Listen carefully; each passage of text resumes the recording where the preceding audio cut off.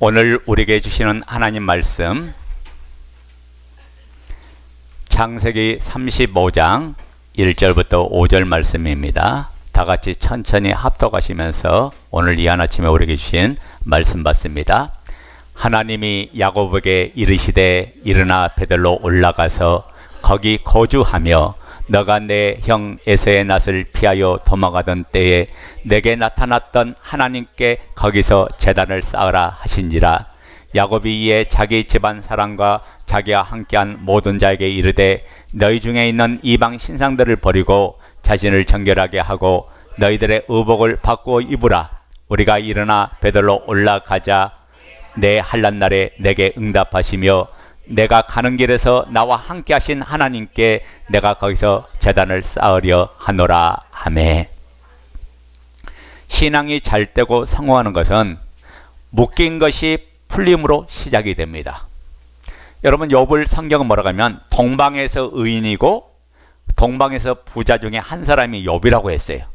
그 욥의 신앙은 한결같이 하나님께 예배하는 신앙이었고 하나님 앞에 늘 자기를 돌아보면서 하나님 앞에 올리는 신앙이었죠. 그래서 욥이 모든 것을 다 잃었을 때 뭐라고 고백합니까?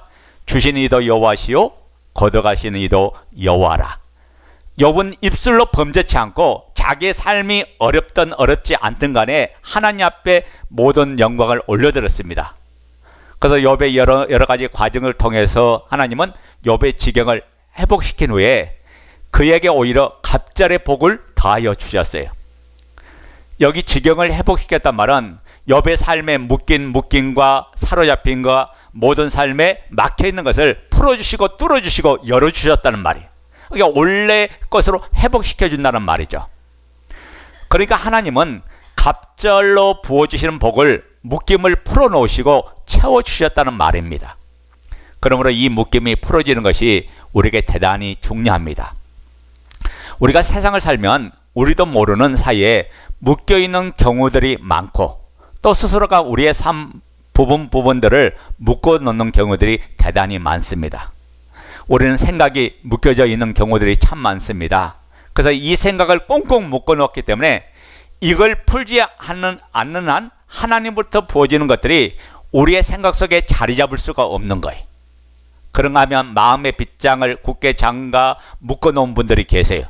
그러다 보니까 그 마음을 향하여 주시는 하나님의 말씀들이 그 마음에 쏟아지는 하나님의 은혜들을 우리가 담지 못하는 거예요. 이런 것들이 있는가 하면 우리는 사람과 관계 속에서 묶여놓고 사는 경우들이 참 많죠. 그래서 그 관계에 묶인 때문에 정작 누려야 할 사람이 누리지 못한 경우가 얼마나 많은지 몰라요. 남편과 아내가 한 가정에서 한 식탁을 쓰면서도 스스로 묶여진 부분이 있어서 부부로 누릴 수 있는 그 복들을 누리지 못한 경우도 많습니다. 부모와 자식 간에도 이런 일들이 있죠. 그래서 이 묶임이 풀어지지 않으니까 부모와 자식이 누려야 될 그런 은혜와 복들을 누리지 못한 경우가 대단히 많습니다. 우리가 복된 교회 생활을 하면서도 성도 간의 묶임으로 교회를 통하여 누릴 수 있는 그런 은혜와 복들을 누리지 못한 경우가 보기보다 많습니다. 또 목회자와 성도 간에 이런 묶임이 있게 되면 하나님의 말씀을 들어도 들려오지 않아요. 그래서 하나님께서 우리 공동체에 주시고자 한 모든 말씀 혜택을 받지 못한 경우가 많죠. 근데 왜 이런 묶임이 왜 생길까요? 그것은 딱 하나예요. 우리가 이 세상을 살고 있기 때문에 그렇습니다. 여러분, 세상은 바람 부는 것이에요. 얼마나 많은 종류와 많은 색깔의 바람들이 이 세상에 불어옵니까? 그래서 이 부는 바람을 상대하느라고 나도 모르게 우리는 옷 매무새를 고쳐매는 일로 나도 모르게 우리는 그 관계도 묶어버린 경우가 종종 있다고 해요. 그러나 세상에 부는 바람을 우리가 어떻게 할 수 있어요, 없어요? 할 수 없죠. 세상에 늘 바람이 불어대는 곳인데 세상에 부는 바람 때문에 우리의 마음에 묶임이 생기고 우리의 삶에 매듭이 생겼다 하면 이 세상 부는 바람을 우리는 피하여 숨을 수도 없고 이 세상 바람을 피할 수도 없는 거예요. 온 세상이 이 바람이 부는데 이 바람을 피하여 우리가 어디에 숨은들 이 세상 바람이 잦아들기를 막연히 기다리고 있을 수도 없잖아요. 왜냐하면 세상은 바람 부는 현장이기 때문에 그래. 그러면 그렇다고 해서 내 삶을 세상에 부는 바람 때문에 포기할 수는 없지 않아요. 그럼 어떻게 해야 될까요? 세상에 오는 바람에 나를 주님께 맡기고 그 세상에 불어오는 그 바람을 내가 헤쳐나가야만 하는 거예요. 세상의 바람은 잦아들지 않고 이 세상의 바람을 피하여서는 숨을 곳이 세상에 없다면 우리는 이 세상의 바람에 나를 맡기고 불어오는 그 바람을 헤치고 통과해야 될 줄로 믿습니다.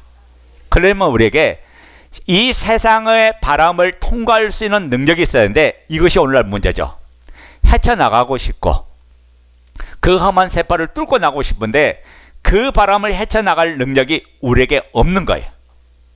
이런 우리를 향해서 성경 속에 믿음의 사람 야곱이 오늘 우리에게 이렇게 중가합니다. 나도 그랬다. 내 인생에도 참으로 많은 종류의 바람이 견딜 수 없는 세상의 칼바람이 내 인생에 시도 없이 부딪혀왔다. 근데 나는 그 세상에 부는 바람을 베들에서 이겨낼 수 있는 능력을 얻었다. 나는 하나님을 예배함으로 예배를 통해서 그 세상에 부는 바람을 헤쳐나갈 수 있는 능력을 나는 얻게 되었다. 예배가 내 삶의 능력이 되었다. 아멘. 우리에게도 이런 간증이 있기를 원합니다. 여러분, 우리가 신앙생활을 하다 보면 가장 경계해야 될 단어 하나가 있어요. 그게 뭔지 아세요? 익숙함이에요. 예배가 익숙해지고 기도가 형식적이 되어버리고 하나님을 믿는다는 것이 그저 주일 하루의 일정이 되어버릴 때 우리의 신앙은 신앙인이 아니라 종교인의 함정에 빠지게 됩니다. 자, 오늘 본문에 보면 야곱이 바로 그 위기에 처해 있었어요. 그는 하나님의 은혜로 거부가 되어서 고향 땅으로 돌아가지만은 하나님께 서원했던 베델을 잊어버리고 세김이란 세상의 풍요함에 안주하고 삶을 살아갑니다. 그 결과는 어떻게 됐죠? 비참했죠.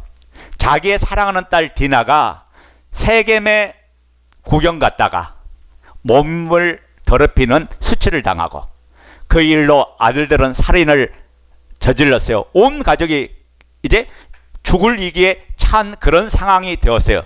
그때 하나님 말씀합니다. 야곱아 일어나 베들로 올라가자. 야곱아 일어나 베들로 올라가라는 그 말씀합니다. 그러면 여러분, 우리의 삶의 위기가 계속해서 끊임없이 오는데 이 위기를 어떻게 해결할 것인가?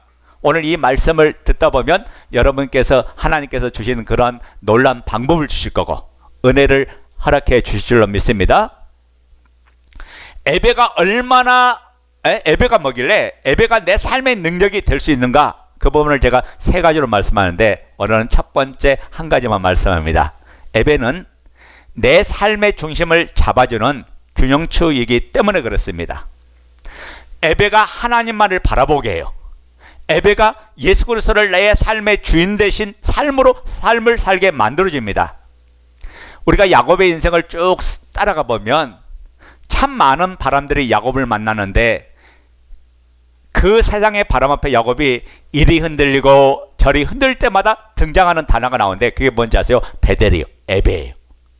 야곱은 그 베델에서 하나님을 예배함으로 하나님을 만났고 그 베델에서 그 말씀을 듣자 그의 삶의 묶인 매듭이 풀려졌고 그 삶의 매듭들이 풀려지니 야곱의 인생에 하나님의 복이 쌓이게 되었던 거예요.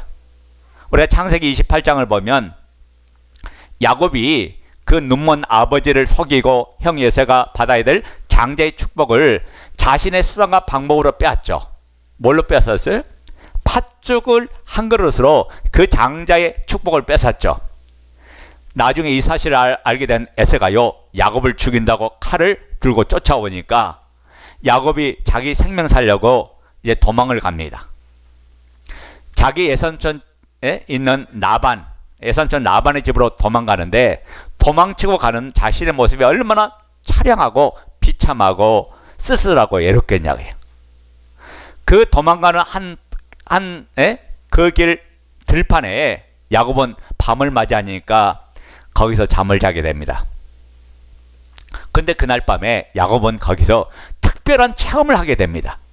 하나님을 만났어요. 그 하나님을 만나자 그 하나님의 말씀을 듣게 됐고 그 하나님의 말씀 듣자 자기 안에는 집을 떠나간 자기의 모습, 형 요셉가 추적하는 그 모습 속에 불안과 두려움 속에 흔들리던 야곱의 마음에 평안이 찾아오고 그리고 야곱의 흔들리던 삶의 중심이 잡게 됐어요. 그래서 야곱은 그 들판의 이름을 뭐라고 한지 아세요? 베델이라고 했던 거예요. 그래서 여기 하나님이 계시구나. 내가 하나님을 만나니까, 내가 하나님을 바라보니까 내 마음에 안정이 이루어지고 내 마음에 평강이 찾아오는 거야. 내가 하나님을 바라보니까 내 마음에 두려움이 사라지는구나. 내 삶의 균형을 잡아주시는 분은 하나님이시구나. 이것이 야곱의 고백인 줄로 믿습니다. 그래서 그곳 이름을 베델, 하나님의 집이라고 정했던 거예요. 그리고 그곳에서 그는 또 한 번 하나님을 예배합니다. 우리 창세기 28장 16절부터 19절 말씀. 창세기 28장 16절부터 19절.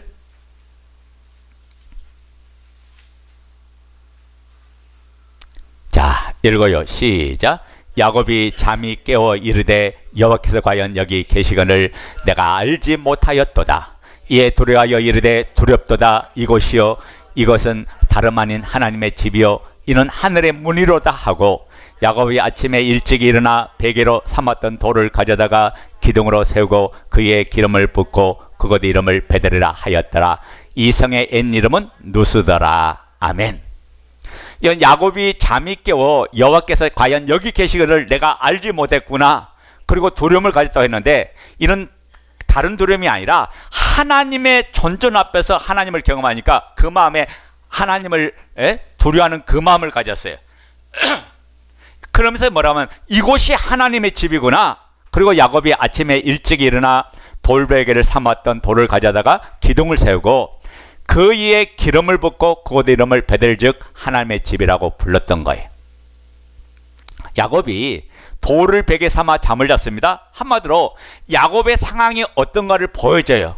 얼마나 차량하고 힘들고 고통스러운 삶인가요? 쓸쓸하고 외로운 삶이잖아요. 집도 아니고 들판에서 돌베개 베고 자는 인생의 모습. 그런데 야곱이 어떻게 합니까? 하나님 만나니까 일어나서 그 돌을 세고 거기다 기름을 넣고 하나님께 예배합니다. 여러분, 당시 이 기름은 여행자에게서 생명과 같은 거예요. 이 기름으로 양식을 바꿔 사 먹기도 하고, 그 이 기름으로 상처난 곳이 있으면 바르기도 하고, 이 기름은 비상약 역할을 했던 거거든요. 그러니까 야곱이 있어서 그 기름은 야곱의 여정에서 절대적으로 필요한 것이었습니다. 그런데도 하나님 만나니까 기름을 거기에 붓고 제사를 지냅니다. 여기서 우리가 깨달은 게 뭐니까, 야곱이 여기서 깨달은 게 뭐예요? 내가 의지할 것이 내 삶의 중심을 잡아주고 내 삶을 평안하게 해주고 내 삶을 안정의 자로 이끈 것은 기름이 아니라 하나님이셨구나. 이것을 야곱은 깨달았던 거예요. 야곱이 베델에서 하나님을 신앙하고 처음 하니까 이 사실을 깨달은 거예요. 하나님이 내 인생을 도와주셔야 내가 살 수 있는 거지, 내가 기름 있다고 내 인생 사는 게 아니구나. 거기서 그래서 하나님을 예배합니다. 그리고 야곱이 거기서 돌을 세고 기름을 붓고 제사를 지내고, 이것이 뭘 의미하냐면 하나님께 예배하는 것이, 능력이나 하나님을 예배하는 것이 내 삶의 균형추가 되는구나. 이 사실을 깨달았다는 표현의 모습이죠. 그리고 야곱은 예산촌 라반의 집으로 직진합니다. 그리고 예산촌 라반의 집에서 야곱은 또 다른 세상의 칼바람을 만납니다. 그곳에서 예삼촌과 조카가, 야곱이 서로 속임 배틀이 시작돼요. 예삼촌은 자기 집으로 피신하여 들어온 조카를 속이고, 조카는 그 집에 들어가 삼촌을 속이면서 스스로 누가 잘 속이느냐 속임 배틀하면서 야곱은 예삼촌의 재산을 빼돌리기 시작합니다. 그러면서 야곱은 삼촌과 그 삼촌의 자식들 간의 갈등과 다툼에 휘말리게 됩니다. 야곱의 삶은 또 불안정하게 됐어요. 안정을 원하는 야곱은 갈등을 합니다. 그것을 내가 속인 것을 내어놓을까, 아니면 속인 것을 가지고 도망을 갈까? 그런 갈등 속에 있는 야곱에게 하나님이 또 나타나시죠. 창세기 31장 13절 내용이에요.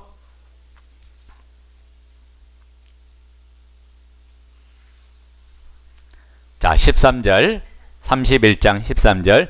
자, 읽어요. 시작. 나는 베델의 하나님이라. 너가 거기서 기둥에 기름을 붓고 거기서 내게 서원하였으니 지금 일어나 이곳을 떠나서 내 출생지로 돌아가라 하셨느니라. 아멘. 자, 하나님은 다시 베델을 언급하시고 야곱에게 베델을 향하여 길을 떠날 것을 하나님이 말씀하시에요. 그러자 야곱은 그 갈등하고 그 다툼에 휘말리던 자리를 벗어나게 되고 야곱은 고향으로 돌아가게 됩니다. 방향을 잡은 거예요. 그리고 고향으로 돌아가는 길에 뜻밖의 에서를 만납니다. 그리고 자기를 죽이려고 하는 그 에서의 칼날을 피하여 이렇게 객지의 삶을 살았는데 오히려 에서와 화목을 하게 됩니다. 화해하게 되죠. 그 한마디로 뭐냐? 문제가 해결된 거예요. 베델이 이런 곳이에요. 에베가 이런 것이에요. 에베는 문제를 해결하는 곳이에요. 그 후에 야곱은 세겜 땅에 가서 거주하게 되는데 거기서 또 인생의 세상 바람을 만납니다. 그러니까 바람 잘 날 곳이 없는 것이 세상이에요. 거기서 자기의 사랑한 딸 디나가 세겜 땅에서 강간을 당하죠. 여러분, 하늘이 무너지고 가슴이 찢어지는 것 같을 거예요. 이보다 더 모진 바람이 어디 있겠어요? 그 바람 앞에 야곱은 또 흔들려요. 그래서 수단과 방법을 동원합니다. 어차피 이렇게 된 거 혼인 동맹을 맺자. 그래서 혼인을 세겜 땅 추장의 아들과 혼인을 합의합니다. 근데 이 사실을 그의 아들 시몬과 네이가 듣고요. 어떻게 합니까? 우리와 한 가족이 되려면 할례를 받아야 된다. 그렇게 해서 그 세겜성 안에 있는 모든 성읍의 안에 드는 남자들을 다 할례를 받게 한 후에 그들이 고통 속에 있을 때 시몬과 네이가 쫓아가서 그들을 칼로 다 찔러 죽이죠. 여러분, 칼로 세겜성 사람 남자들 다 죽였다고 바람이 잠잠했어요? 아니잖아요. 인간의 복수심, 인간의 그 계획은 세상 바람을 재울 수가 없는 거예요. 더 큰 폭풍이 야곱을 향해 몰려옵니다. 그 사실을 알게 된 야곱이 이렇게 합니다. 우리가 여기서 죽게 되었구나. 그때 그 세계 사람들이 연합군을 결성해서 야곱의 가문을 멸해보려고 공격을 해 들어오는 그 시점이었어요. 그때 또 하나님이 등장합니다. 그러면서 베델로 올라가라는 말씀합니다. 그리고 또 그 베델에 제사할 것을 말씀해요.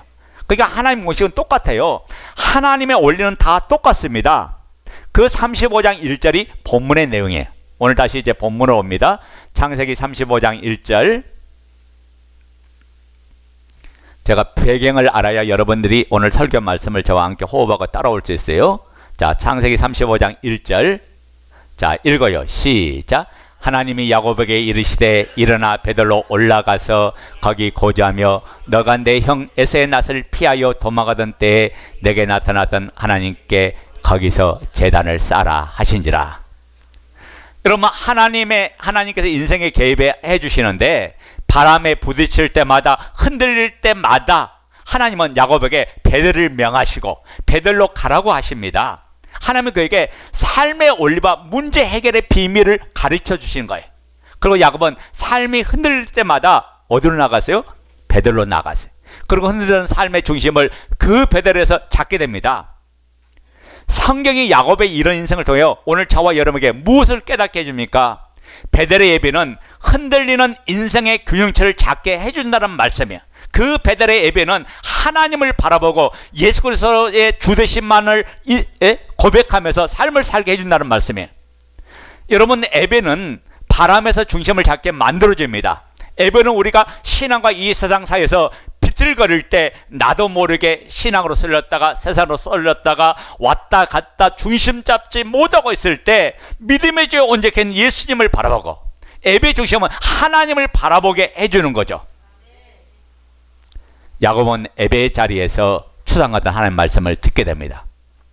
그러면서 그 말씀, 맞아, 이건 아니야, 이렇게 해야 돼 라고 우리 중심에 잡기도 되고, 그 예배를 통해서 양심에 찔려서 통회하고 자복하는 회개의 역사가 일어나기도 하고, 다시 내 삶을 믿음에 결단하면서 하나님의 은혜 속에 내가 삶을 살아야 돼, 하나님의 약속된 말씀 붙들고 살아야 돼, 내가 세상 풍파를 이길 수 있는 것은 하나님이 도와주셔야 돼, 그분이 힘을 주시고 그분의 위로의 말씀을 들으면서 소망을 가지면서 흔들렸던 이 야곱의 마음의 삶의 균형을 찾게 되는 거예요. 여러분, 마음에 불신앙의 해오리 바람이 일 때도 예배할 수 있기를 예수님의 이름으로 축원드립니다. 우리는 이럽니다. 오늘 내가 기분 나빠서 오늘 예배 못 드려. 예배가 우리의 감정에 지배를 해야 되는데 우리 감정이 예배를 지배해버려. 그래서 어떻게 합니까? 그런 문제가 되면 인생이 더 꼬인다는 걸 알아야 돼. 오늘 봐요. 예배가 성공의 길이고 예배가 문제를 해결하는 길이고 예배가 내 삶을 새롭게 만드는 길인데 우리는 어떻게 해요? 감정에 지배받고 내 상황에 지배받고 현실에 지배받아서 내 마음이 상하니까 내 마음이 고통스러우니까 나는 예배하지 않아 라고 해요. 그게 아니라 상한 마음 상한 감정을 하나님 앞에 가지고 나와서 하나님 앞에 예배할 때 하나님의 은혜를 받는 거예요. 여러분 영적인 걸 놓치면 육신의 감정 때문에 영적인 걸 놓치면 여러분 더 망하는 길로 가는 거예요. 따라서입니다. 예배가 내 감정을 지고 중심을 잡아줘야 한다. 예배가 내 감정을 다스리고 내 감정을 듣고 내 삶의 중심을 잡아주는 것이 하나님 앞에 참된 예배다가요.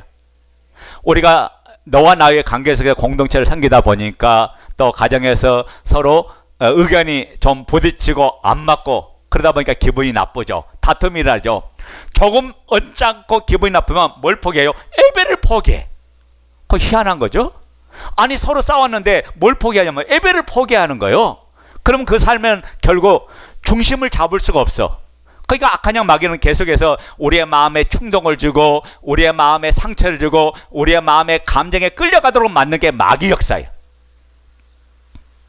그러니까 내가 비틀비틀 거리고 있으니까 오히려 하나님 앞에 예배로 나와야 돼. 그리고 내 마음을 하나님 앞에 드리면서 내 마음의 중심에 계신 예수 그리스도로 말미암아 내가 살아나고 내가 일어나는 이 역사가 일어나기를 원합니다. 내 삶에 너무 갈등과 환난의 바람이 너무 세차게 불어오니까 그러니 나는 예배를 붙잡고 중심을 잡으리라. 이것이 신앙이요 이것이 믿음이다.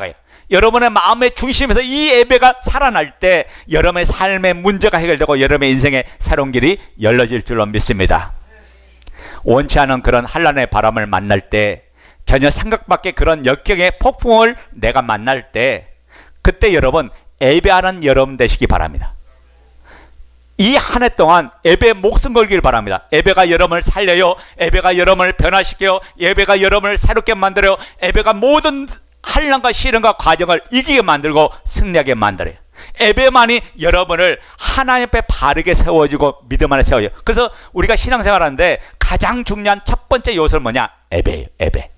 이 예배가 하나님을 경외하고 하나님을 높이고 하나님 앞에 찬송을 드리고 올려드리기 잘만은 그 예배를 통해서 우리 은혜를 받는 거예요.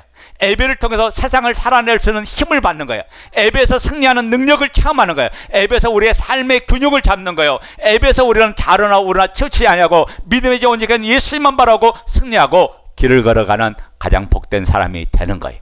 오늘 이 예배가 여러분을 살리고 여러분을 변화시키고 하나님의 은혜를 깊이 체험하는 그런 복된 참된 예배가 되기를 예수의 이름으로 축원드립니다. 아멘. 자, 오늘은 여기까지. 제가 세 가지 테마를 준비했는데 세 가지 다 하면 1시간 반이 걸려.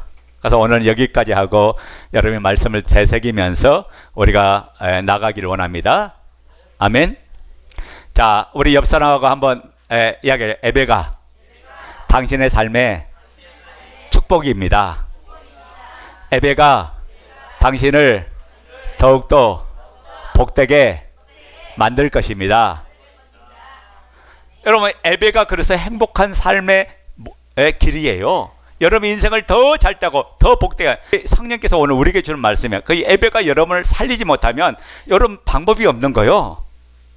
예배를 통해서 마음의 상한 마음이 치유되고 여러분 상처가 치유되고 모든 삶이 치료되는 그런 은혜가 있기를 바랍니다.